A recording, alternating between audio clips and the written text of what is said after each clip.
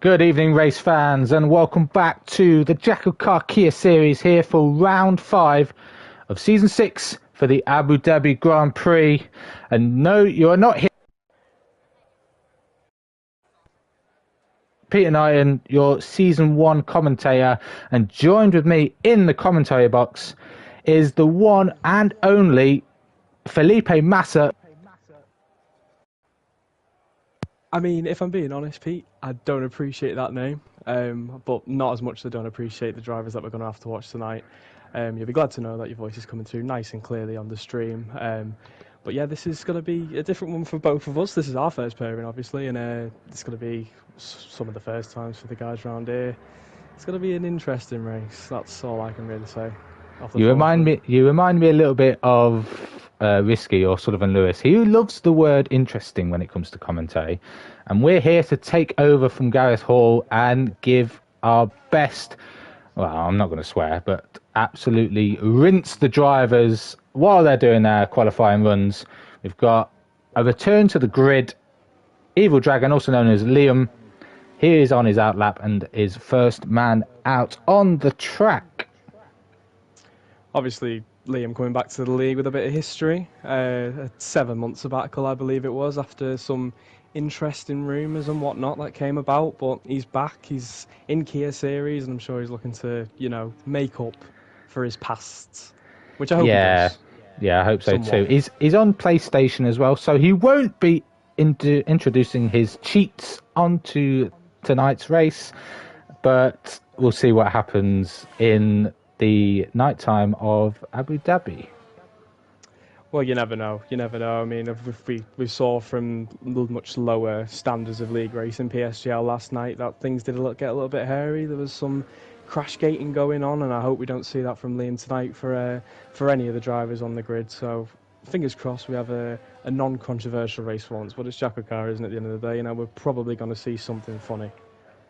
I hope so too, but I also hope we don't spend 90% of the time, as we have done, usually spending it under the safety car. So first lap for Liam, he's got a lovely white, red and black livery, he's running the number 42, hopefully he keeps it valid. With the change to Abu Dhabi, we'll see if he can keep it clean and hopefully the first time on the board. You can see he's definitely pushing on this lap. He's got confidence. I believe he does have somewhat of a pace, or at least for this tier anyway, coming through on this first lap. So I think he should put a respectable time on the board as long as he keeps it valid, as you say. Yeah, now I find this section a little bit tricky, especially the braking zone down towards the new reformed turn 5 and onto the second DRS straight. Obviously, purple sector 1. It should be purple sector 2, and now into this new, fairly fast left-hander. You got to keep it nice and tight. Some people like to run a little bit wider on exit to put power down a little bit early, and now into the final sector, coming under the hotel section essentially, and round to Crashgate, Latifi's favourite corner, and we'll see what the first lap on the board is. I haven't done any laps on this game around Abu Dhabi yet, so I'm not sure what sort of lap times we're looking for, but it's going to be a 23.7 for Liam.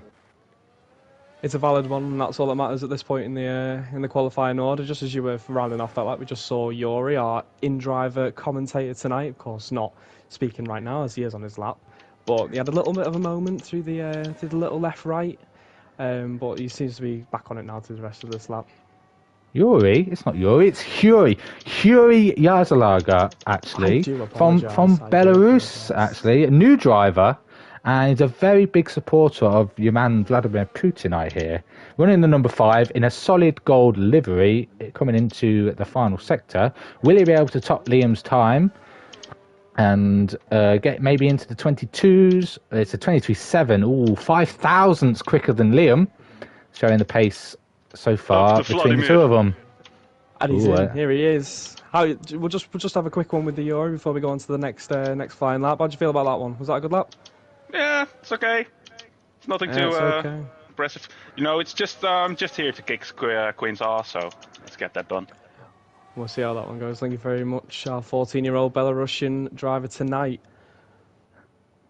Next on track is the Swede man. Done a lot of commentary over this guy in One Hub, our notorious rivals. And we've got Klaus in the chat cheering on Baza, who is our one and only Joker tonight.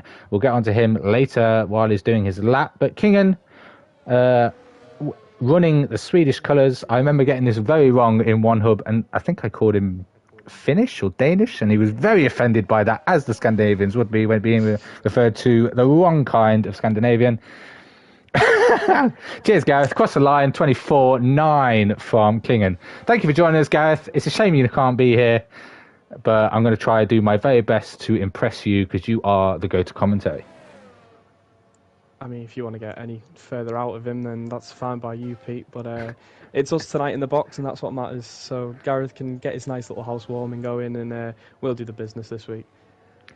Yeah, and I'm sure he'll want to listen to this over and over again and watch what he should be doing when he's commentating. As we go on board with Matt Shepherd now. He's got a blue and orange livery, fairly dark blue, with nice sponsors on it, nice and clean on that car. Looking for a 23.7 to top our Belarusian Yuri Yazalaga off the top, and maybe not Evil Dragon off the front row as well.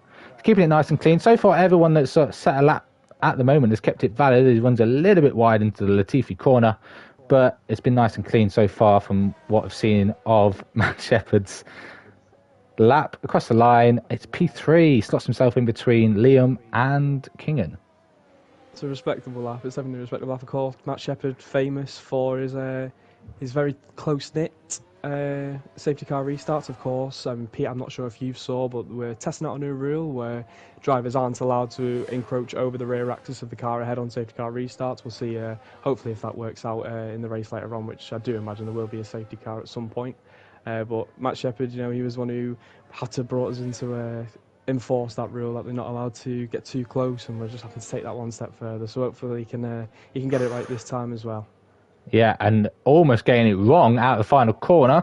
A driver I'm yet to commentate on, Scott Hayes, across the line to start his lap, nearly invalidated it on the exit of the final corner, but we're going to have a whole lap for him as there is a gap in the quali sheet due to there not being that many drivers. I've got 16 on the grid. I think that's a good number. 16 out of 20 is not too bad. I was told 14, but to see 16 is very good.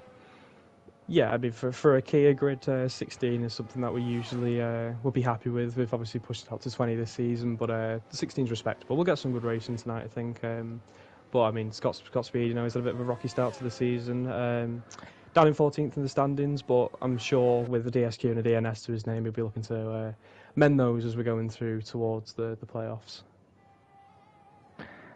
I hope so, and I'm not too sure on the past results for this driver, but he's been accumulating plenty of points from what I can see, and hopefully he can put himself towards the top of the timing sheets, because our new boy Yuri Yazalaga is yet to be knocked off the top step. Didn't look too neat through the Latifi corner there. I think he took a lot more curve than he should have, really. But I suppose that's what you're going to get with some of these drivers. But hey ho, he comes across the line, and it's going to be last. But at least it's valid. It is indeed. Now, the man, the myth, the legend. Tonight's race winner, maybe. Possibly. Could be on the cards. Mr. Aston Martin himself. Sorry, Matt Rosemond. But Michael Akeke moved down to Kia Series after a poor run of form in the Cup Series. Hopefully he can battle his way towards the front and keep this time valid as well. Will it be a 1:24? It is going to be. No, 25.4. Not the quickest lap. Slots himself just ahead of Scott, but behind Kingen. Not too impressive, but again, as I've said a couple of times, it's valid, and that's what matters. When we get to the business end of this, the pressure's higher. That's when the invalidations could start to creep in. So just getting a lap on the board, provisional P5. I think I'll be happy with that up to now anyway. You don't need to be quick when you're the face of Aston Martin, to be fair. Yeah. Very true, Yuri. Very true indeed. Next, across the line, a driver that keeps popping in and out of Kia Series, and is back running Iceman's favourite colour, purple livery. He's slotted a a lap time of a 1:25.2 ahead of Akeke, and into the top 5 for Thomas Nevitt. Didn't get to see much of his lap as he came down the final corner at the end, but a decent lap for him. I think he'll be happy with that. And so far, no invalidations as of yet. Am I speaking too soon? Probably.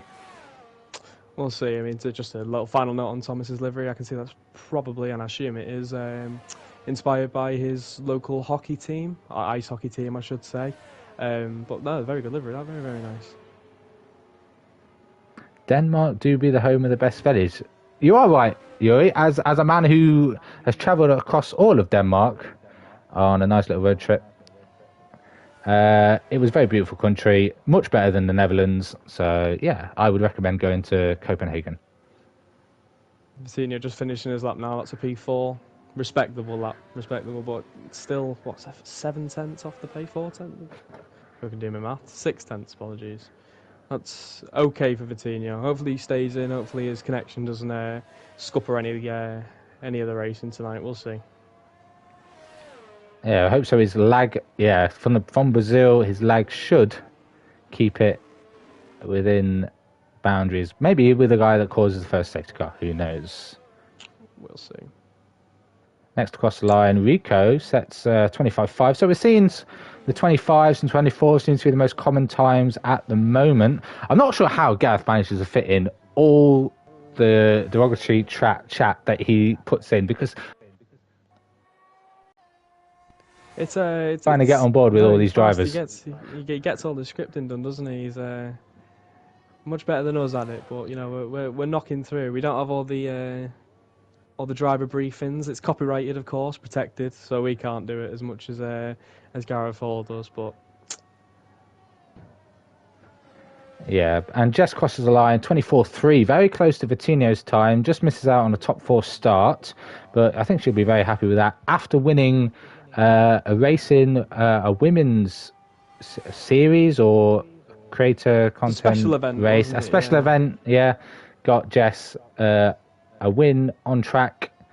I'm not going to talk any more about that, because if Gareth is here, he would be loving life talking about how that race went.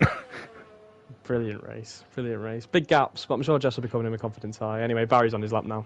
Yeah, our only joker of the night, running a Welsh-inspired livery. As you can see, he's attempted to use, I think, the dragon style, and he's our only joker. And rumour has it that this man was in France for the Wales versus Australia game, and the only reason they won is because he was in the dressing room and everyone get to put a nice little tap on his head as they left the dressing room, and that's why they won. Yeah, the good luck tap on Barry's head as they left the changing room, and they won against the Aussies as well, and great stuff to see from a local nation in the World Cup. Lucky bald head. He's also partial to a couple of Jaeger bombs as well. Aren't we all?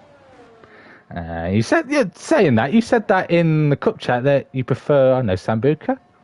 Sambuca over Jaeger, but you know, it depends how I'm feeling.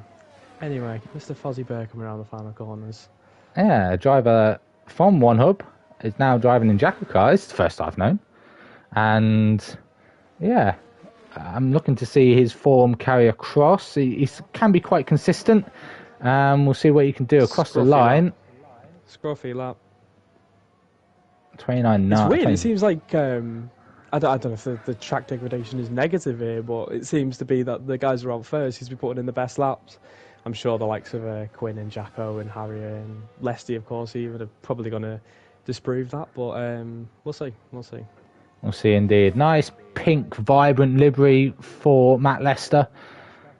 Looking to capitalise on the championship order, get himself high up to get that regular season championship. It's a battle between him, Quinn, and Jacko at the moment. I'm sure Harry will want to get involved as well. But Leslie, a driver that I've seen race, it can be quite quick, looking to keep form up.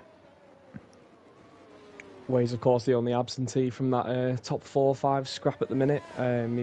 It's going to be a race that he'll be hoping that the guys around him don't do well in, but it seems to be a decent lap so far by Leslie.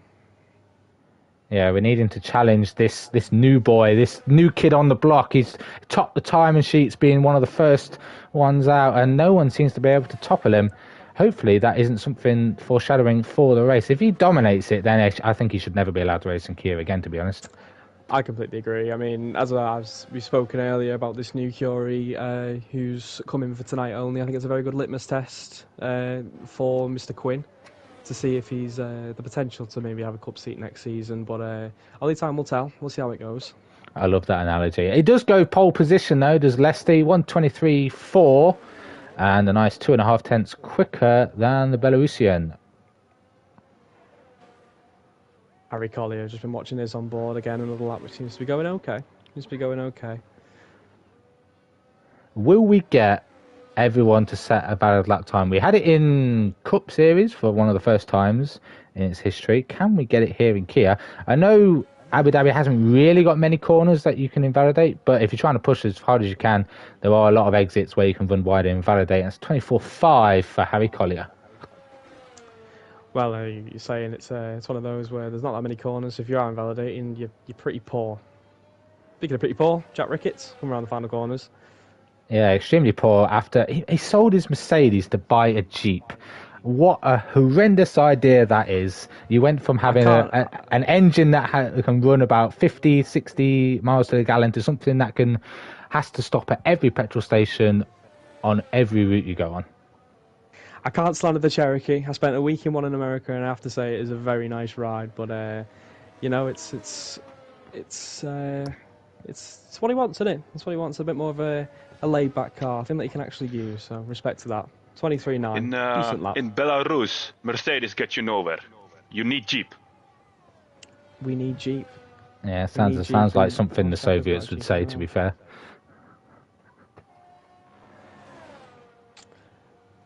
Mr. Daniel Quinn, then. Driver in top form, top of the table, did make a very rookie mistake, I found out, in last week's Grand Prix at Qatar. Safety car was leading the race, should have boxed, didn't, ended up finishing down the grid. Didn't even get fastest lap either. That was taken from last week's race winner as well. So hopefully he can rebuild that form, not make any more mistakes, although knowing Quinn, he'll probably end up in a barrier trying to battle someone else.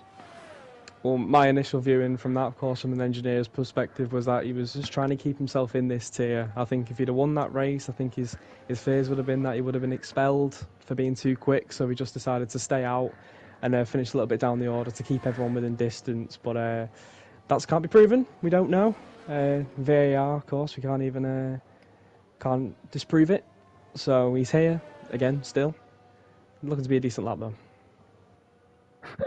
Gareth in the chat saying Jacko beaten by a grip hacker and a Belarusian 13-year-old, game over. Yeah, Jacko, retire now. You're in P4 as Quinn goes top of the standings by 0.5 tenth, and that is our pole position for this Abu Dhabi Grand Prix. Of course, a playoff point for Quinn there, to the 19 he already has this season. I mean, it's pretty poor considering I got 9 in one race. Not the best showing really, if we're being honest, but 20 points, that's a decent margin. We'll see if we can add to it in the race anyway. Yeah. The question is, would you advise Quinn, as something you've probably done yourself with the way you're talking, to remove the 2 ribs so you can suck yourself off? Well, this is a PG-friendly stream, Mr. Pete, so I wouldn't advise anything like that. But if you want to go down the Marilyn Manson route, then I won't stop you. But it could be quite pricey, though. Yeah, it could be quite pricey. But there's our grid then for this Abu Dhabi Grand Prix. Quinn topping the timing sheets, pole position, extra playoff point for him, and Matt Lester rounds off the front row. Huey Yazalaga and Liam occupying the second row. We've got Jacko and Matt Shepherd third row, Vitinho, Jess fourth row, Harry and Bazar only Joker getting inside the top 10, and timing screen went, and I am very poor at this. It's been a very long while since I've done this. The irrelevant ones at the bottom, the ones that we need not speak.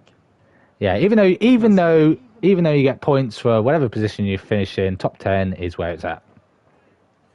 Top 10's where it's at, but obviously the podium's where you want to be, get those player points in. But it's a long race, and that's the thing I've learned from watching Kia races from the sidelines, is saying that the grid doesn't really usually lead to the classification at the end of it.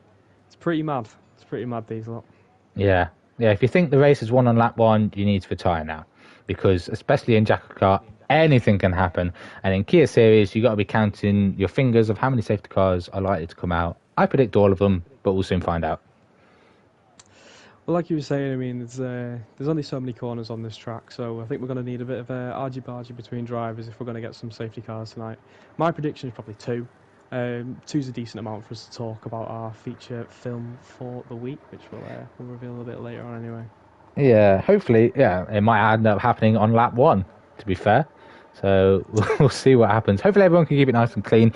Simulation damage. This is something that every league starts to complain about racing etiquette, the way people drive. If you introduce simulation damage, you will find it to be maybe not that much cleaner, but a lot of drivers will not want to run the risk of getting like side pod damage, floor damage, rear wing damage and things like that. And it provides a lot better racing, especially as proven here in JACKOCAR. I mean, it's a tested formula at this point, isn't it? I think we've rerun simulation damage from day one, and it's never even been looked back on, has it? It's something, obviously, even though with the league it encourages contact, to have that balancer out, so to speak, of having higher damages, definitely plays its factors. So when you get people with a bit of floor damage, a bit of side pod damage, as you say, Pete, even rear wing damage, if the worst case scenario, it can change races, it can change championships, it can change everything for drivers, even at this point in the season. So Well, hopefully we don't get much damage, but I'm sure if we do get some damage, that turn 3, turn 4 little section is going to bring some messy accidents.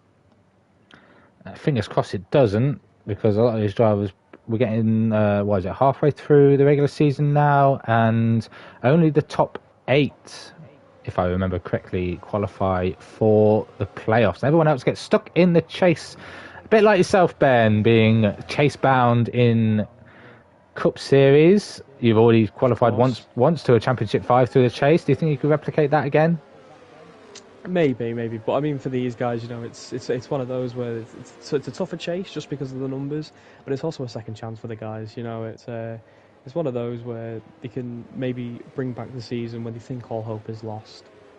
So it's a long way to the C5, long way to the C5. But we've got a different couple of mixes of tyres, even away from the Joker Bazza tonight. Obviously, got a couple of medium runners, and then obviously the hard and Bazza as well. But the majority are all on softs. Yeah, sounds about right. Especially when you got to do a two-stop strategy around here. Tyre wear, I'm not too sure how harsh it is, but when you hit that 25%, especially on F123, the tyres feel like absolute rubbish. So these drivers that are starting on the softs, we're looking to have a quick start, get in the box as early as possible, and then complete the rest of the stops, hopefully either during their first safety car or second safety car. Jacko and Matt Shepherd running the mediums. Jacko, if you get damaged lap 1, I'm going to make sure you never forget it, because you would have wasted a set of mediums. Harry Collier P9 on mediums. Bazza, as you mentioned, the outlier of the grid on the hard tyres, doing his Joker run, probably a hard medium run. Thomas in 13th on the mediums, and Scott at the back on the mediums as well. Yep, it's going to be interesting. Obviously, King and Rico both disqualified from the formation lap. Don't know how that managed to happen. There's be 2 cars in between them, but they're going to have cold ones on the grid. So yeah, look. Thomas Nevitt also goes into the back of Fozzie, just misses him. That was close. Ooh, we don't want to be disqualified on the formation lap. There was a glitch previously where if you were disqualified on the formation lap, you wouldn't even be allowed to race. But luckily, even though trusting Codemasters to fix glitches, it has so far not been an issue. But the issue is cold tyres. As we know, you're going to get a poor start off the grid, and hopefully it doesn't cause much carnage, as the leader now is starting to form his way up into the grid slot. He's got the outside into turn 1. Matt Lester will have the inside. Depending on which one will have the best start, will running into turn 1. It's nice tight turn 1, as Huey, new to the grid, doesn't understand how to park his car, and neither does Scott as well, and Matt Shepherd. It's rookie stuff. It is rookie stuff, but it's what we come to expect in it. Anyway, the lights are about to go out. Peter, take it away. Here we go then. It's been a long while since I've done this. We're waiting for the 5 red lights. Waiting for Owen White's line. It's boogity, boogity, boogity. Let's go racing here in Abu Dhabi. Decent start from Matt Lester down towards turn 1. He's going to have the inside and the lead from what looks of it. Quinn trying to hang around the outside. A little bit of contact between the two. A little bit squirmish from Matt Lester on the exit, but he holds the lead for now. Any more contact further behind? We've got yellow flag as we see Rico falling behind, and Jess has dropped all the way from P5 or 6 down towards the back of the grid. She's not had a great start and looks to be facing the wrong way, but back up and running. She was round, yeah, very messy down at the back of the grid going into that turn 1. A lot of congestion, but apart from Jess, they all seem to get through relatively unscathed. Yeah, the two leaders look to be pulling away. I don't think Quinn's going to be looking for a move, but they're nearly going 3 wide down towards turn 5. Matt Shepherd hanging out P3 round the outside of Atina. I'm on board with Liam, seeing a beautiful run of this battle, but he seems to get a better exit. Can he get both of them? He's using his overtake button in the slipstream of Matt Lester. 3 wide then down towards turn 9. Will Everdriven get a double overtake done? He's a little bit earlier on the brakes. Matt Shepherd drops from 3rd to 5th. Matinho up to 3rd. There might be some grip packs there from Liam, being able to hold that one, but no, of course it's PlayStation, isn't it? So we can't do that anymore. Seems to be relatively quiet first lap, not much moving about down the back either. Just seems like everyone's just trying to find their feet in the race and just get into some sort of comfortable rhythm. Yeah, and then we got Huey Yazalaga trying for a move in the final sector. What we got at the back? There's a crash Safety at the back. car. We've got Kingen. We've got a couple of crashes. We've got a Keke in the wall. Seems to have been a multi-car crash there. A Keke and Kingen, the ones who come out worse from it though. I don't think Keke he has half an end plate, and Kingen has no wing whatsoever, so he is probably going to have to serve it. And they do come in, both non-mandatory stops for Keke and Kingen on lap 1.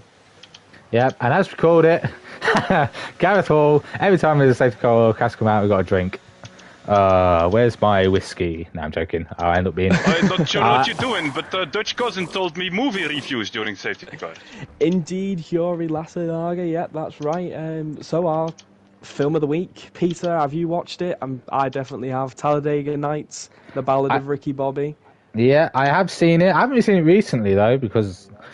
Unfortunately, I haven't had time, but I've been doing some research. It's a very comical film in terms of NASCAR style of racing. You got the main protagonist of Ricky Bobby competing in NASCAR, and a little bit of a rivalry as well that brewed up in that film.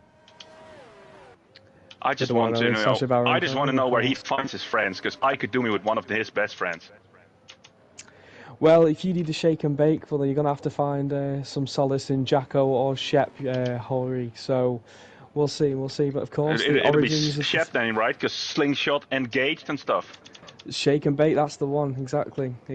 Of course, the origins of the film. The main protagonist, Ricky Bobby. His father comes to meet him on careers day after 10 years not seeing him. Tells him the infamous line that would then become his main ethos for the rest of his life, is if you're not first, you're last. And right now, Lesty, he's embracing that as we go on to lap 3. Yeah, he's definitely in first place, and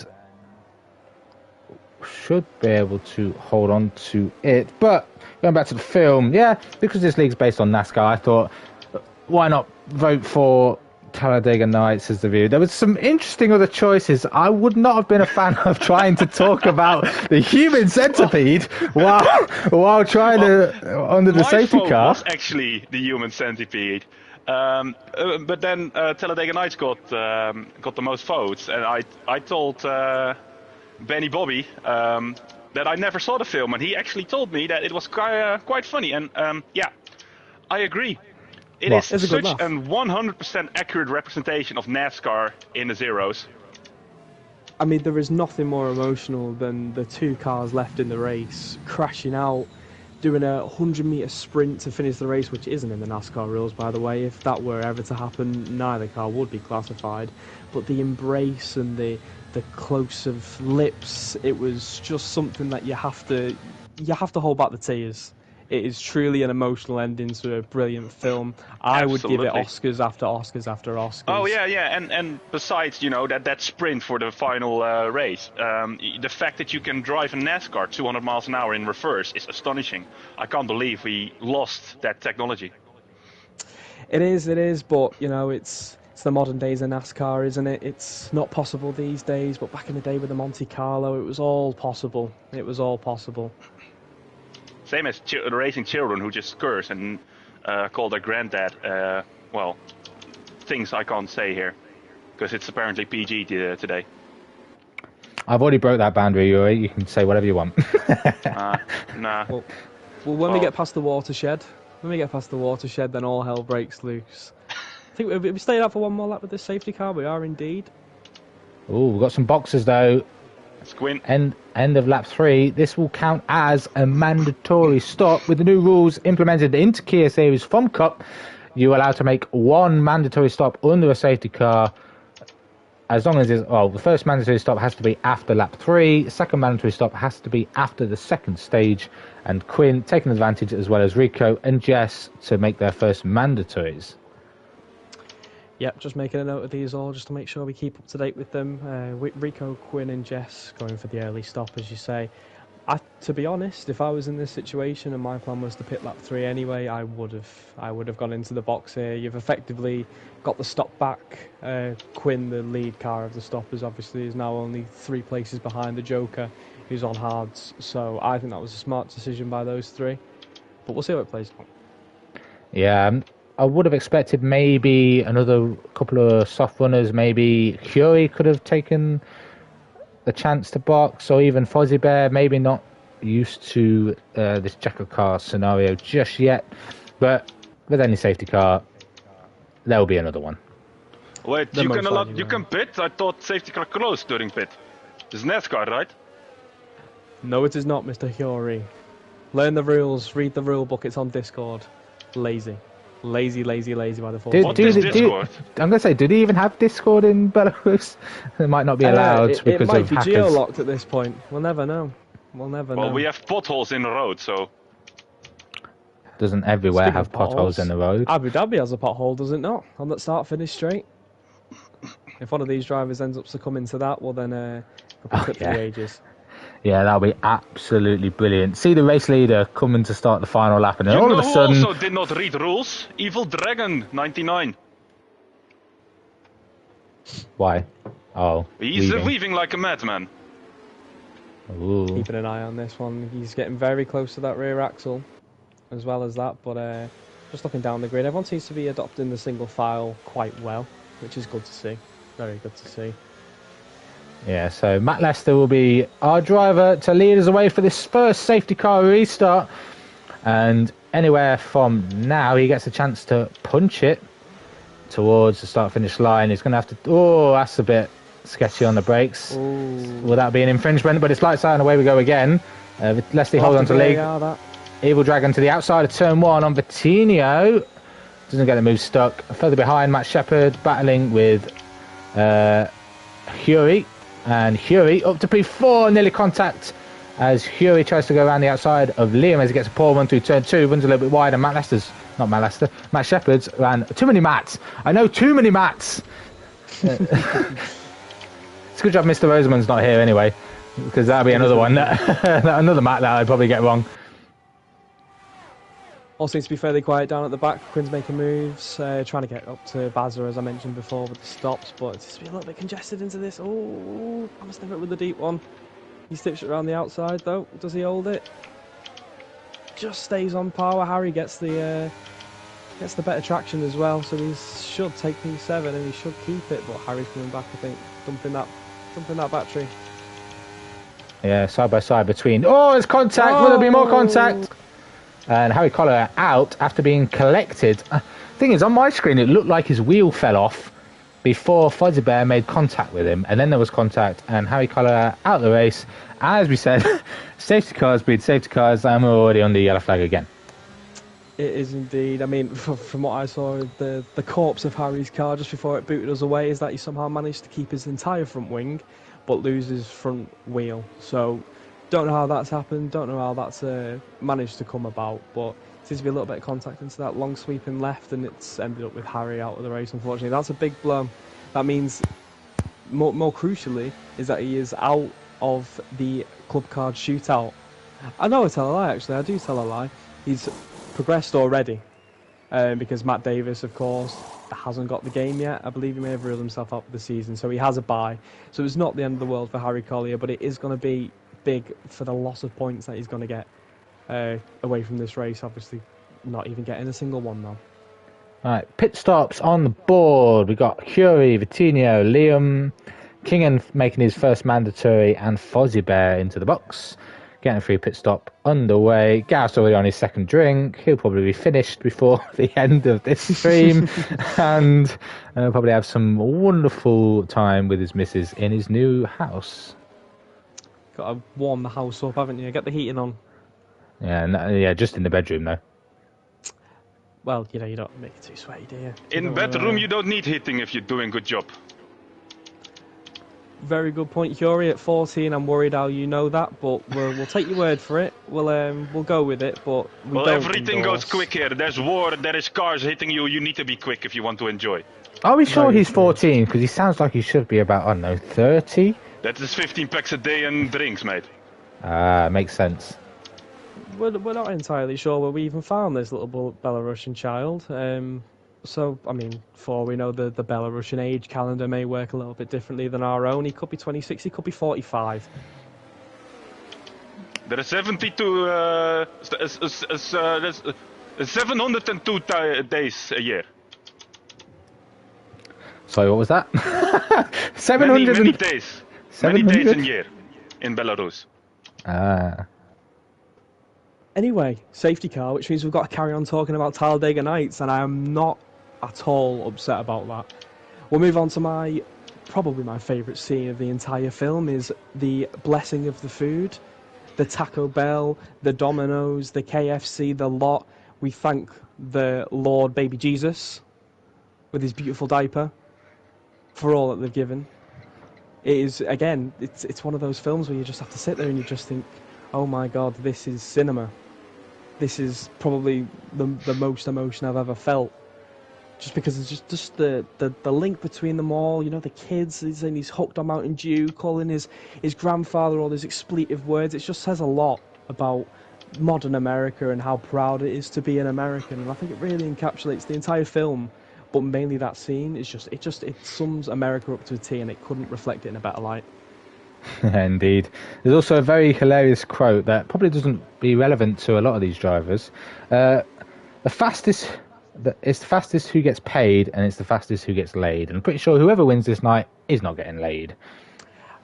Yeah, no, I'm not. And the fact that the entire class, including all the little girls, started cheering that on. Curie, where's your accent gone?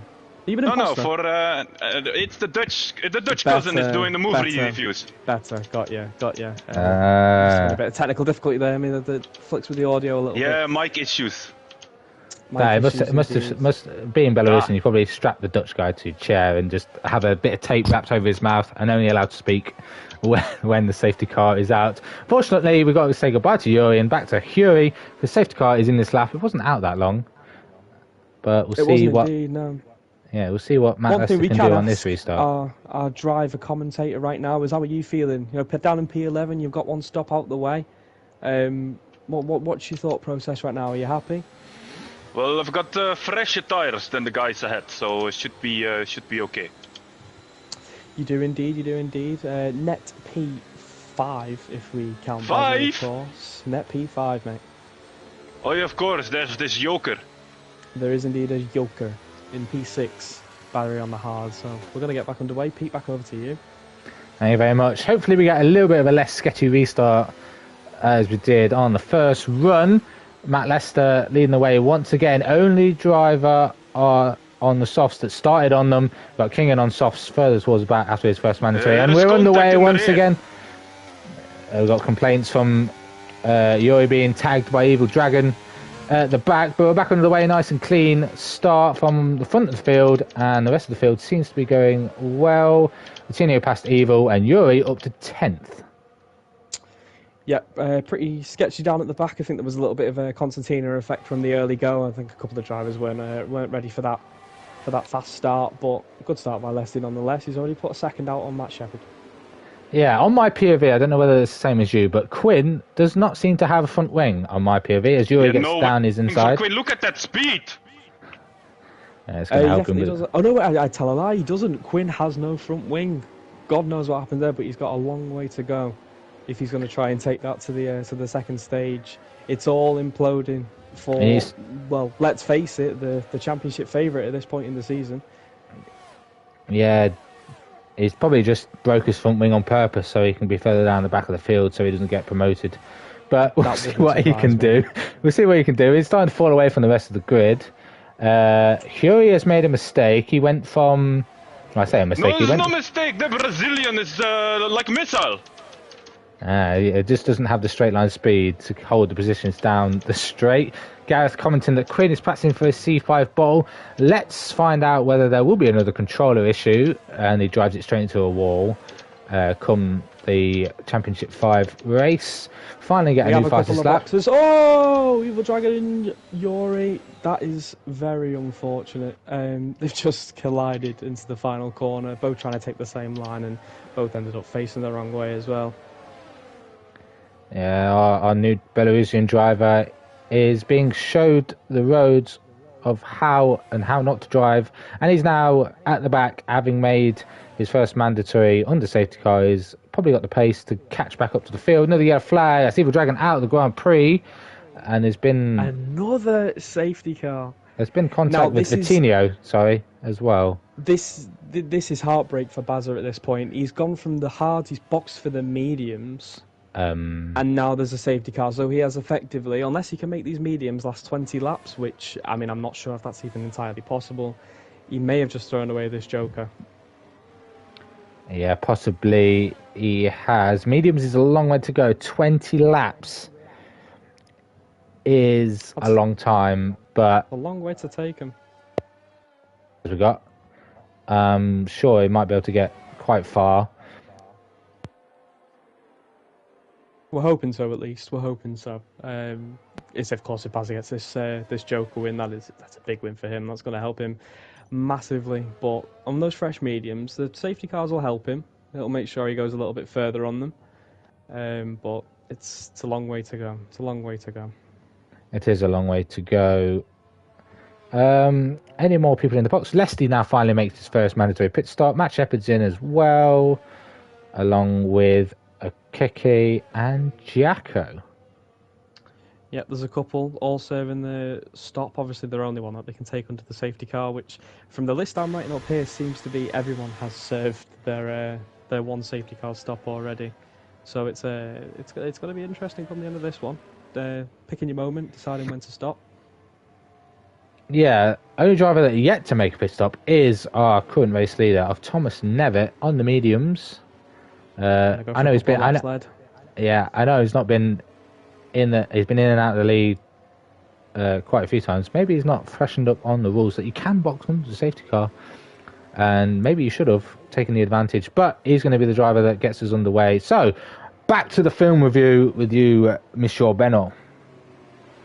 Of course. I mean, Pete, have you got any of your favourite scenes? Obviously, I was speaking about my favourite scene with the saying grace. Do you have any other scenes that come to mind that make you just love the film?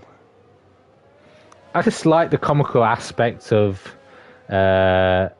what racing isn't or can be like, especially with Americans and how they portray racing and the way they are themselves. I haven't watched the film in a long time. I should have done, but I just haven't had time. I don't have a favourite scene particularly, but I have some very good quotes that I do like. one that a lot of these drivers might be thinking of, and it's called "Please Be 18." So maybe Kieran should be thinking about that quote as well. Well, of course, she is now 18. We love Angela, respect to the woman. She now is a woman, not a girl. Good on her. She is indeed 18. But no, it's as I'll go back to what I was saying before. It's just a brilliant film. It's just a brilliant film from start to end. Sacha Baron Cohen, the ever great. It's excellent. Yuri Hasselager, of course, during the film reviews. Do you have anything to say? No, my favorite scene is like, well, you stole it from me because the dining scene is like that is incredibly funny. The fact that they can say a grace for well worth 5 minutes long is amazing. Baby Jesus deserves 5 minutes. Oh, you can't call him baby, so it's infant Jesus or little kid Jesus or whatever he calls him. No, other than that, like the one thing that I like so much is that these two kids, and I this Ricky or Bobby or Ricky Bobby and the other guy, Carl. Carl Norton, have you ever seen? Yes, Carl Norton Jr. They just go through entire childhood and then like teenage eras, and then they end up racing together whilst they're crew members, and they go through this entire life just together, buddies, up until Ricky has this incident and is too scared to race, and Carl takes over everything: his house, his car, his position in the team, his wife. Most importantly, the wife. Most importantly, the wife, of course. You know, it's one of those where I don't think that would happen every single day, but, you know, when you're a guy who loses the feeling from the legs down, supposedly speaking, the wife would probably run, because you can't. Yeah, but then again, Ricky doesn't do bad because he goes from one stunner to another stunner in the middle of a bar. He does indeed, that is correct. That is correct. It's a wonderful full circle for the Ricky Bobby. Another, just before we get going back again, one of my favourite parts of the film is the commercials, the official tampon of The NASCAR, commercials of are course. great. The commercials are brilliant, and let's not forget the Chinese candy. Brilliant words by Ricky Bobby, Hon Hon Hilan Hon, as I quote. It was truly brilliant acting. Will Ferrell, as I say, Oscar worthy. Oscar worthy. Yeah, he has done some fantastic filmography, to be fair to him, and some great acting. So Thomas Nevitt will get us on the way. Will he get a good electric start like Matt Lester has the previous 2 times? And does he know the rules of knowing when to go? And I think we've gone green, green, green here again in Abu Dhabi. Will we have another safety car? And will Gareth be falling down the stairs drunk off his tits? We'll find out in the next 17 laps. Well, another clean restart from everybody. Everyone seeming to adopt this single file rule very, very well. I am quite proud of the boys. You know, it's always a risk when you bring in a new rule, especially when you're testing it in Kia series as well. But it seems to be going okay so far. And after a little bit of a drama at the back of the field, Mr. Yazalaga has gotten his way all the way up to P4. That is a net. Well, that's not. Is it a net? Because Baz is on the Joker. He's made his one pit stop. I'd say it's a net P3, maybe P4 on the road. He seems to have the pace at the moment, especially because of qualifying, to be challenging for a podium. But he's got pole sitter Matt Lester right behind him, and we'll see who's got the lower wings as we run down towards turn 9 yet again. Don't know if you just picked up on that, but Thomas Nevitt. Oh, I was just about to say he's picked up a 5-second penalty. Oh, there's a big crash. The two leaders have come into an almighty crash. Thomas Nevitt seemed to lose it on his own and then collect Fozzie Bear as he went round. That was quite a mortifying crash, if I'm being honest. He picked up a 5-second penalty for taking the Lewis Hamilton 2021 lines down at the chicane. Oh, it seems like Thomas has got some big damage here. He's sliding about. He can't keep the car straight. This could be another retirement. But that was quite messy up at the front. Unfortunate for Fozzie Bear. He did nothing wrong and just seems to get caught up in Thomas's spin there. Yeah, that's another collision that there's no fault of Fozzie Bear himself that he's got involved in at that same corner. One at the entrance, one on the exit. He had a collision with Harry at the start, and he's now had a collision with Thomas, which has forced him to retire from the Grand Prix. 4 drivers out of this race already. Vitinho, I believe, retired in the pits as well. 4 drivers out. And, yeah, this is great. They just want to hear our movie review. The cost of safety car was neither driver's fault. They both spun out of the long left-hander. Oh, so did he follow him? There must be a bit of oil on the track then. I was right behind them. They just synchronized spinning, the one after the other one, and they just came together. Hey, that's my job. You know. So, but like, how funny is it that we get like safety car after safety car on a movie we've least prepared? Great stuff. Yeah, I know, it's brilliant, isn't it? We're gonna have to keep on going, trying to talk a bit more about the Ricky Bobby, the Ballad of Talladega Nights, of course, the famous spin-off. It was, as I've mentioned many a times, it is an Oscar-winning film, but it is. You know what? Go sorry. ahead. What I thought was really funny is that they brought Sebastian Bourdais into the film. They did indeed. Was it the signature scene, I believe, if I'm right in saying? don't really. They're just like celebrating inside a bar. Yes, oh god, this scene, of course, yeah. Go ahead, Mr. Yuri. And this Sebastian Bourdais lookalike comes in. He's French. He's from Formula One. And he just comes in to try this NASCAR thing and shows. It's going to show everybody who's boss. And whilst meeting our star and beloved hero Ricky Bobby, he has a little chat, and Ricky's not amused, and he tries to punch him. But Europeans are always better at everything, so he quickly gets the better of him, punches him down on the pool table, and threatens to break his arm unless he says, "I like crepes" or something. I swear to God, this could be Garrett. Garrett could say that things like. It could indeed. No, you're right in what you're saying. I got a little bit confused there, but again, another a turning scene. Again, Oscar worthy, but it sets up the rest of the film. Of course, it's the turning point. It's what brings his first rivalry to Ricky Bobby that ends up putting him in the hospital. Going on to the final race, of course. As I said, Pete, you don't recall it just as much as maybe myself or Yuri, but it is one for the ages, much more than this one is, because, geez, I think we're 15 laps into this race almost, and I think we've had about 2 or 3 green ones. This is the fourth safety car, so... Matt Shep gets a penalty for collision with Lesty under the safety car, not what you want to be doing. Doesn't seem to pick up any damage from it, though.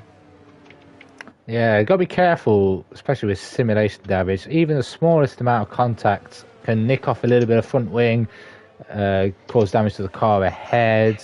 Hopefully both drivers are alright after such a severe collision on the safety car to warrant a 5-second penalty. Yep, and we're on lap 14 now, of course. The pit lane will open again for the stage 2 pit stops at the end of next lap. From my list, the only 2 drivers... no, it won't!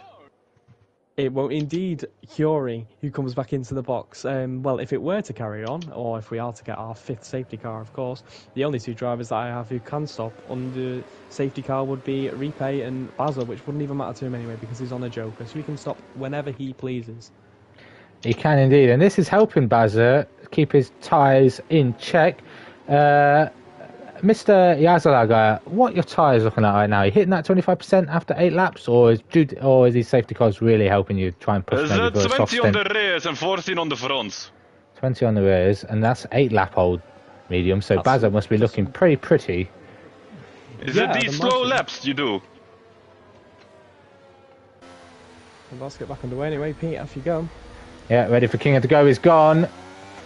Mr. Yazalaga, not quick to the gun. He's got Matt Lester all over the back of him with Matt Shepard as well. Oh, Matt. It's gonna hurt my head talking about Matt's. We're talking about doormats in a second, but nice and clean as it has been on every safety car restart. Oh, never mind. I'm not going to talk because he had a flag. Yeah, Baz had a bit of a hairy moment. Was getting past Jacko and ended up losing a bit of rear a little bit, but he's managed to recollect himself. He's in his own race right now. That's what he's got to remember, Baz. He's just got to keep his nose clean, keep the pace, keep going with it. And I mean, if those mediums can hold out, which they seem to do because of the safety car, he could be on for a win here. He could be on, but we'll see. Ooh, looking for a move up the inside as Matt Shepard into the chicane. A little bit of contact between him and Lesty. They've already had contact on the safety car. Better exit for Matt Shepard. Lesty gets a little bit hairy on the traction. Side by side between the leaders as well. Huey and Kingan going side by side. Huey looks to go for the outside line as Matt Shepard holds on. Lesty loses position to Okeke, who's trying to hang it round the inside. He's going to have the outside for the next right-hander and then the triple right-hander essentially into the hotel section, and 3-second time penalty for Kingan. May not have invalidated his lap in qualifying, but managed to find 3 track limit warnings. He runs wide again into the Latifi corner, and Huey leading the way. Front wing goes flying as they're all trying to barge their way into the box. Matt Shepard's get forced to the outside. Matt Lester has to stay out as well, and that's only Huey into the pits. Kingan made it into the pits, but I'm not sure who picked up the wing damage. Seems to be a little bit of carbon fibre going up there. It's just commentating over the rest. Quinn, who is one of the stoppers, he made a lovely lunge down the inside on Jacko at the end of the first sector, but he managed to stick it in, managed to keep it clean as well as Thomas Nevitt with tyres in the pit lane, I believe, which is a shame. That damage must be too bad. That must be too bad. But it must be. Stoppers in. Yeah, I've got Quinn, in for some softs. Rico in for his second stop. They've got to get these out of the way because, as we've had so far, pretty much every first green flag lap we've ended up with another safety car. Even so, everyone trying to get their second stop underway nice and early because they've already made their safety car stop. I'm surprised that Thomas has retired. Obviously, every position is points paying. Retiring in the pits is not really that sensible. I know myself will come to that, not in JACKOCAR, but in other Grand Prix where the racing is just not that good and the points paying positions are not as paying. But 11 drivers left out of 16, and it looks like we might have survived another back-to-back green flag laps without a safety car, which is an achievement in itself. Quick notice, obviously we've got 4 stoppers on fresh mediums, apart from Quinn, who's on softs, and I don't think they're going to last the entirety of the rest of this race. But as you say, the guys have got to get in, they've got to pit, because they've all used the safety car stop, with the exception of Ripe using himself. So it's one of those where you need to get that pit stop done, because if a safety car comes out now by any chance, it's a lot of races ruined. It is indeed. We've got 4 more pit stoppers. We've got Jess, Matt Shepherd, Scott. Quinn's in again. Not too sure why he's making another stop. There is he must have wanted the mediums, but the game must have given him the softs. That's the only thing I can assume from that. I did think going onto the softs was a strange option, but yeah, it seems there's been a little bit of a miscommunication in the Quinn garage there. But yeah, and first DRS activation of the entire 17 laps in, finally got DRS activated. It usually takes 3 laps, but we haven't been able to get that far without a safety car. Matt Laster take the opportunity down towards turn 5, up the inside of a Keke, gets the move done, and he's starting to storm away, already 1.5 seconds ahead. Maybe had the benefit of the second DRS point and looks to be getting himself on the board for victory this evening. He's got the pace.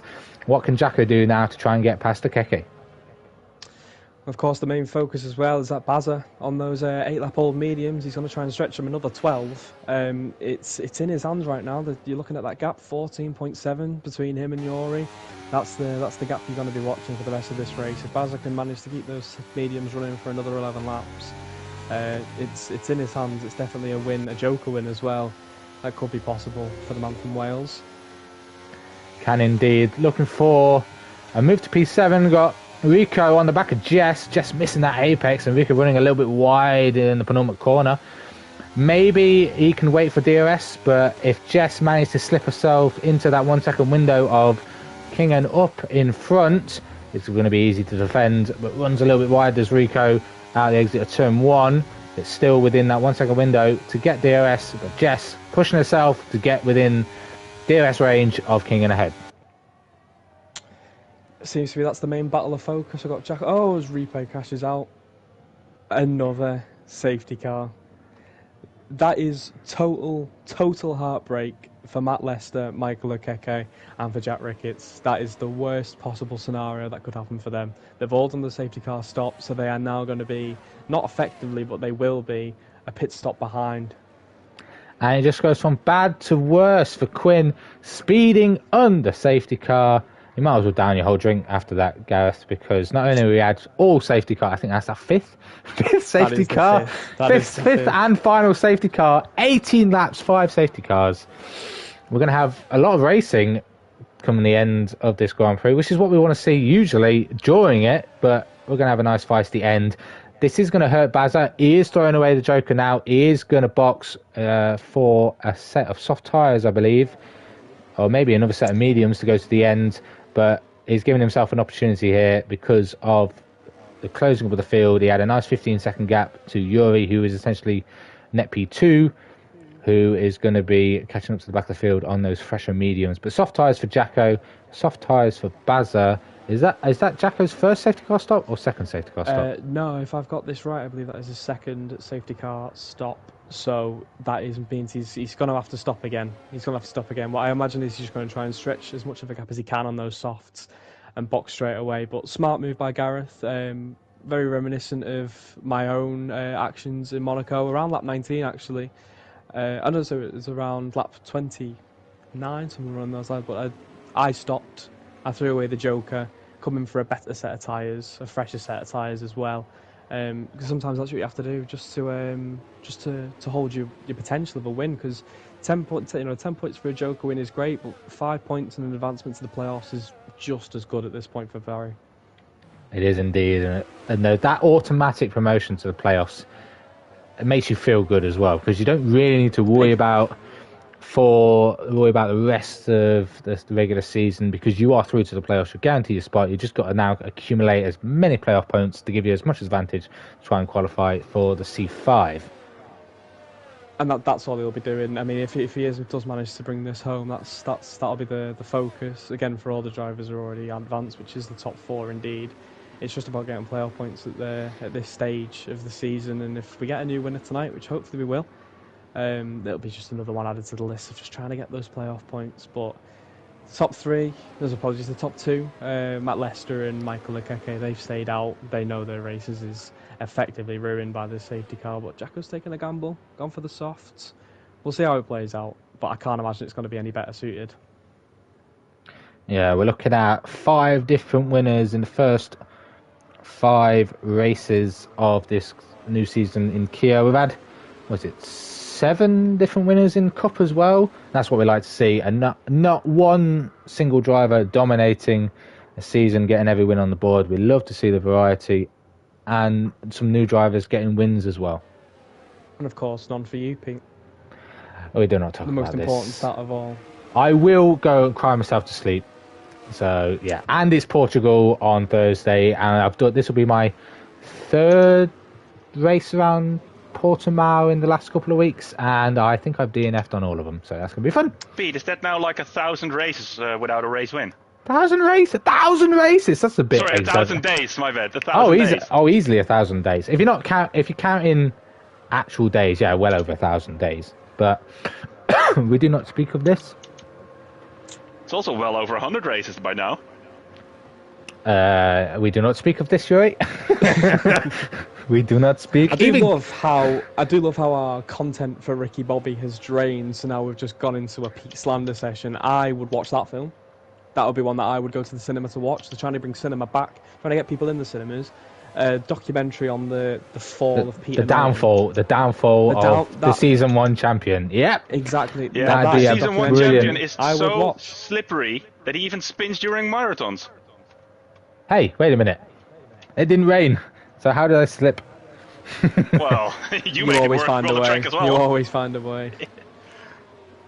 To be fair, I could have actually spun or slipped or fallen over, because if you haven't done a marathon or run a long distance race before, there's obviously a lot of water stations. With that, they give you plastic cups, and the cups just get thrown on the floor. Realistically, there are people to pick them up after, so we don't condone. We don't say littering is good, but there were a lot. Series, we don't give a flip. Listen, Pete, we are racing currently in one of the biggest oil havens of the world. A couple of plastic cups is going to do nothing compared to the guys here, so don't worry about your plastic cups. The only plastic you need to worry about is, well, yeah. The plastic in Ricky's wife. The plastic of Ricky's wife, and that's a brilliant look back. Now, we could do a full segment on the appearance of Ricky's wife. However, we don't want to be taken off YouTube. So instead, we'll do a little analysis of Ricky Bobby. How about that? No, I will just say one thing on their love story, because it's still a better love story than Twilight. Just show your persona, and that's how you meet. That is how you meet. You know, you've got to be all the cards on the table. You know what you're getting with Ricky Bobby, and you know exactly what you're getting with his wife as well. As she made that known very early on to their relationship by saying, "Hey driver, drive these," and lifting up a shirt. I think that's probably a dream way for any man to meet his wife. Pete, has that ever happened to you? Unfortunately, wish it would, and it's been a long while since anything like that has happened, so only time will tell.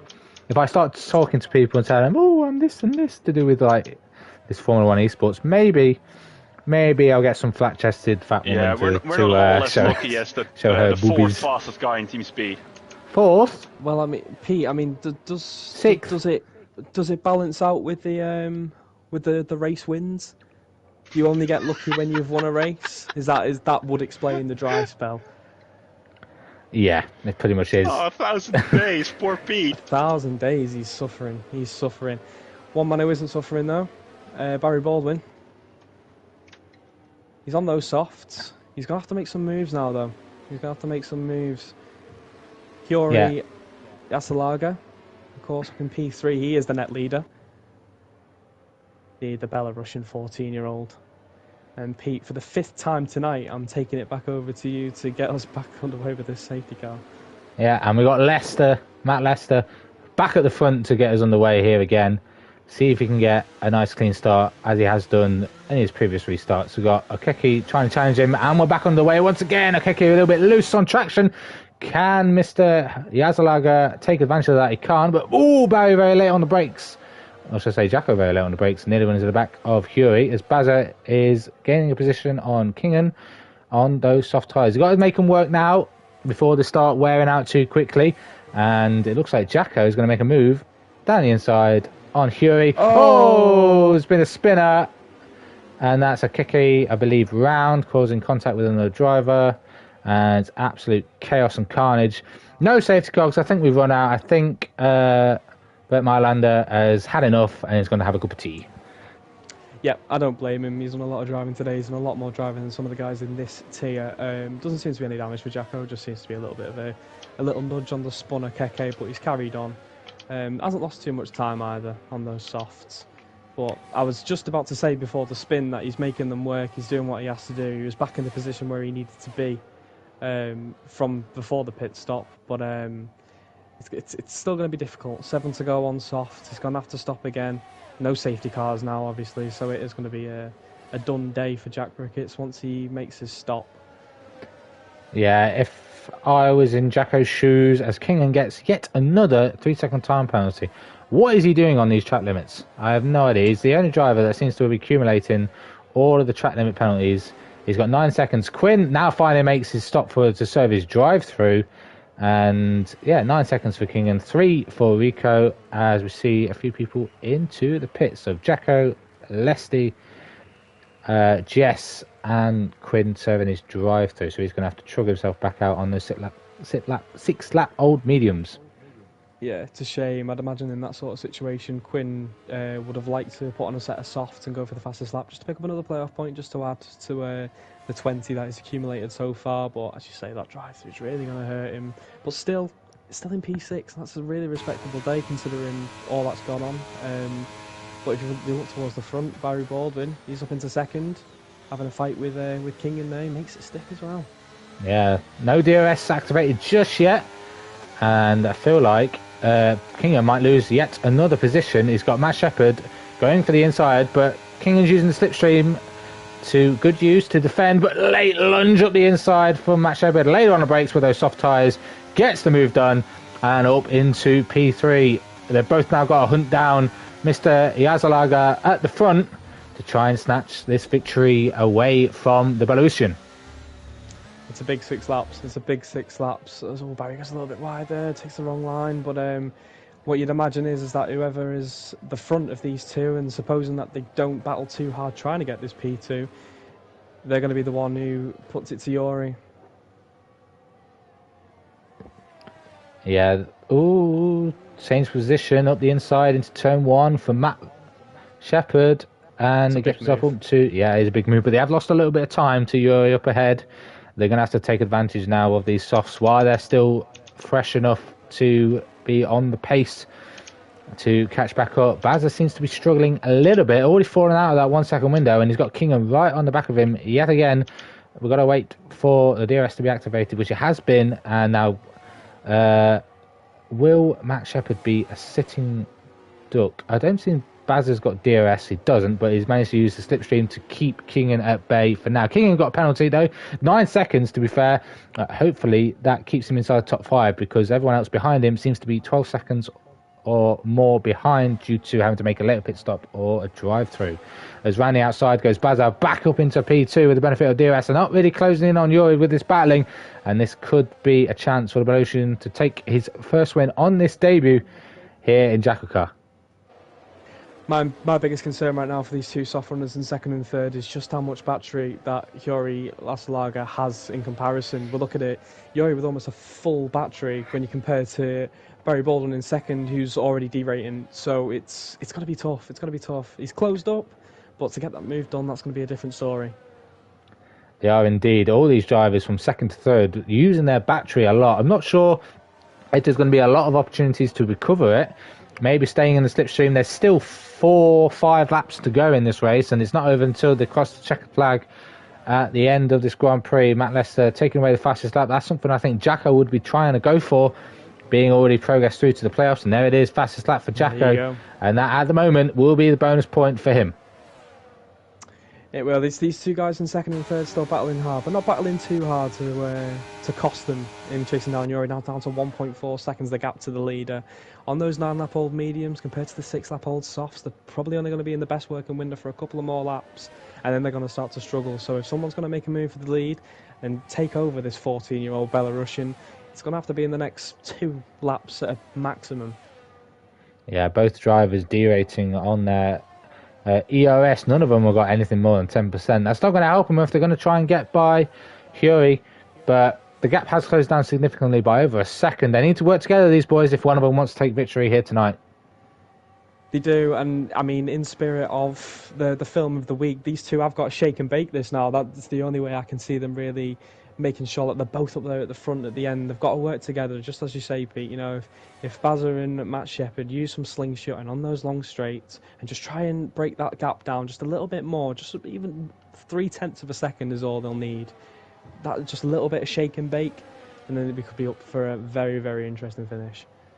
It will be indeed, and hopefully we get a nice close finish, as we are failing to see in the current Formula 1 season. But that Singapore Grand Prix that we had was what a Grand Prix that was. 4 drivers battling out for the lead within pretty much 2 seconds of each other, and we could see the top 3 here in Abu Dhabi battling out for the win. All drivers have made their mandatory stops.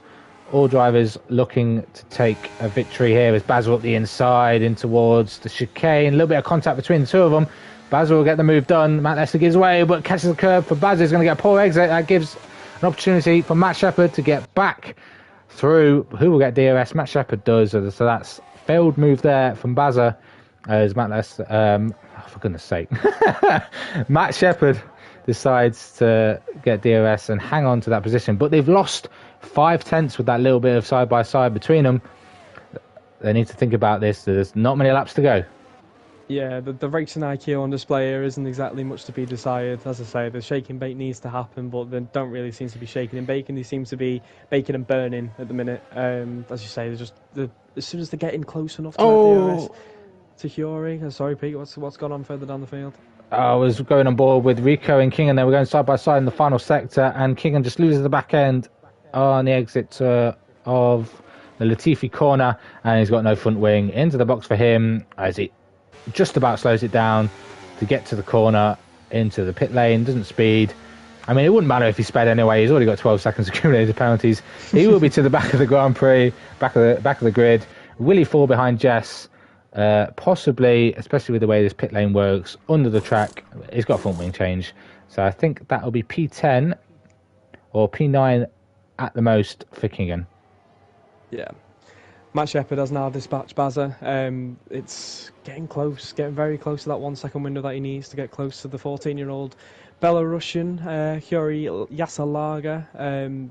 I'll say those softs are going to be starting to struggle now. They're going to be worn, so he's going to have to make this lap mainly. It's got to count. He's got to be within 1 second going on to 28, I think. Yeah, can we get a tyre check on our young Belarusian in chat? How are those mediums feeling? 11 laps on them. Have you hit that 25% mark yet? And are the rear starting to slide? Commentator, why are you talking to me through corners? Why talk on straight? Okay, I check. You see, I lost a lot of time. It's 28. 28%, so you passed that window, and now Matt Shepherd well within the 1 second window to snatch victory. Gareth in the chat telling Huey to get himself in the bin, let Matt Shepherd win, and I think he should do that anyway, but he might get it on track without even being gifted. Gareth knows all about gifted wins anyway. I don't think Huri's going to have a choice. If he's in this window now, I say Matt Shepherd's not got much battery, but that DRS is going to be huge for him on this back straight. If he can get this corner right, which he relatively does. I could probably do it better myself, but he's done okay there. Here we go then, DRS activated. He's not got any battery as the weaving starts to begin from the Belarusian to try and break the slipstream. Matt Shepherd holding back, a bit of a smart decision with it being 2 DRS zones, one after the other. If you make a move into the chicane, you're less likely to hold onto the position. But Huri weaving yet again.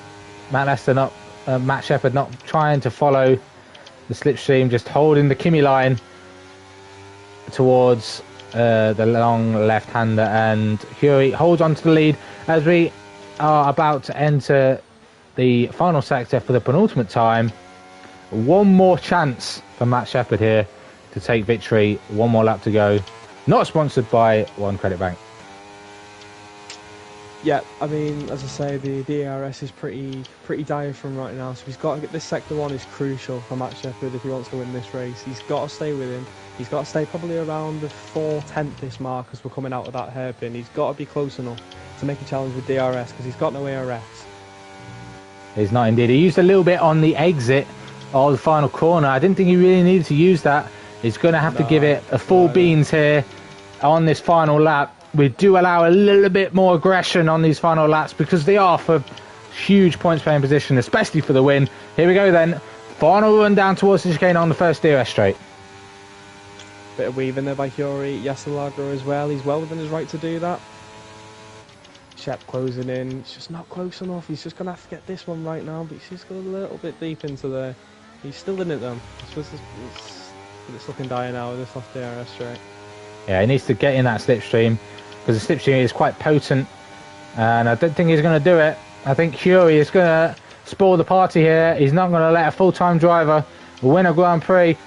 He's going to showboat his gold livery across the finish line unless he decides to pull over. I think a lot of drivers are going to be very furious if this newcomer, 14 years old, from out of nowhere, from Belarus, is going to win the Grand Prix. Comes around the final corners. I do imagine that Huri Yasalaga on his debut will take the win. Pete. Oh, he's going to... No! No! It lets him take it. I appreciate the respect for that as well. And that's a victory for Matt Shepherd then. He did it all right. Saved his safety car stop to the end? I'm not too sure, to be honest. But the soft tyres paid off. He managed to close in the gap. Didn't get it on track. But he's your race winner tonight. Huri is going to come home in second. Baza, a valiant effort. May have chucked away the Joker. But that could have been a smart decision. Third place for him.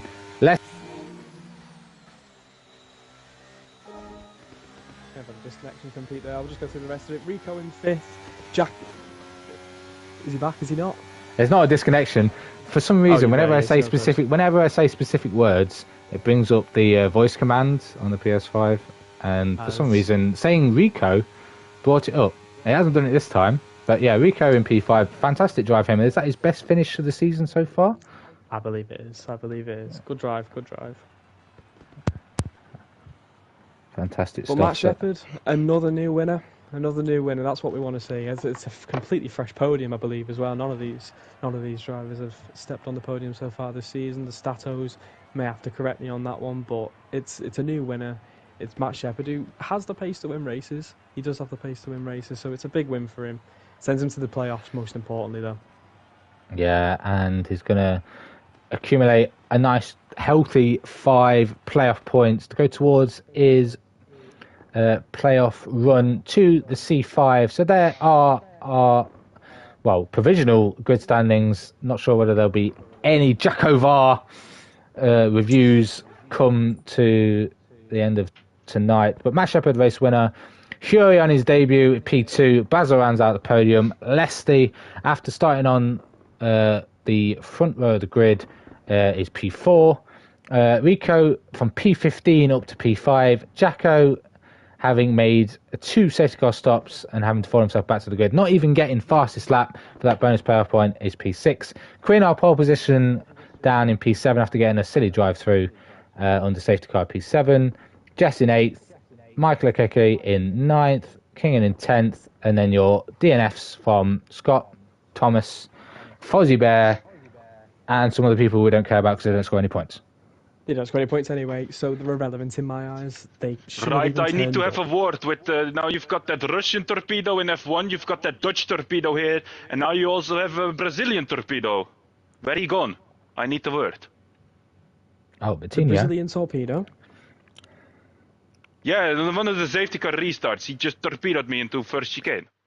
Well, we'll have to JACKOCAR that one, won't we? I mean, let's hope they work a little better than the Premier League ones did on Saturday night, which I'm not salty about whatsoever. Oh, you definitely are. And I would be as Maybe a well. little bit. I would be as well. JACKOCAR is clear-cut, the better VAR system More in competent, use. let's put it that way. More competent, yeah. They know what they're doing compared to the football VAR. Pete, how would you rate that race out of 10? Well, Poor, the first 17 laps, very interesting. We got to watch a lot of safety cars and give ourselves a nice film review at the stage. But a nice, exciting end. There was a three-way fight for the lead.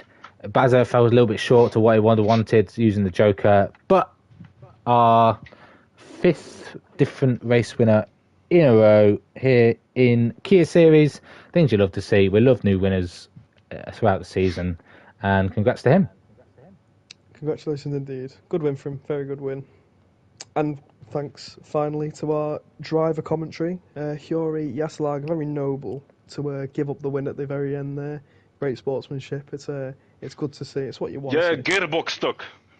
Gearbox stuck. It happens to the best of us. The Belarusian mechanics obviously didn't do a good job on your car, but great race. Yeah, I'm gonna ask nonetheless. Vlad to shoot them. You should sort that out. I agree. Well, Yeah, I thank you very much, Pete. won't Thank you very behind much. them again. Yeah, fantastic commentary from our drivers' comms and new boy on the block in the comms box of Felipe Massa. Yeah, it's a nice pleasure to join you. Yeah, your commentary was as good as your driving, mate. Dan, I won't say Hey! no more on it. I Thank you very find much for having me. that my commentary at this stage is better than my driving, and Gareth will probably. Actually, he might bar is not, low. but especially the bar is low, especially with my driving in Monaco last week. We won't talk about that. But Questionable. thank everybody here for tuning in live. If you're watching it back, I hope you enjoyed the stream. I hope you enjoyed the race. Next week for round 6, it is throwback week at Yuri's favourite Grand Prix, although nobody else likes driving there. It's the Dutch Grand Prix in Zandvoort. Ollie, shut up! And We love the Zandvoort. hopefully Gareth is back. I don't mind stepping in once again, but hopefully the GOAT of commentary in Kia Series returns to give you fun-filled driver profiles and film reviews. I've been your commentator, Peter Nine. Any more final words, Ben? Don't ask me back. I don't want to have to watch those lot again. Fair enough. And there's a reason why I tune into the stream usually quite late so I can skip safety cars. Although that's probably the exciting bit when I get to hear the movie reviews. Thank you all for watching. Be sure to tune in on Thursday night for commentary from Jacko. I'm not sure who his co-commentator. It could be Owen, it could be Quinn. We'll never know until we find out on Thursday. For the Portuguese Grand Prix, they're King of Portimao in the box. Will he be winning that Grand Prix again? We'll find out on Thursday. Thank you all and have a good rest of your day, week and year. We love young boys.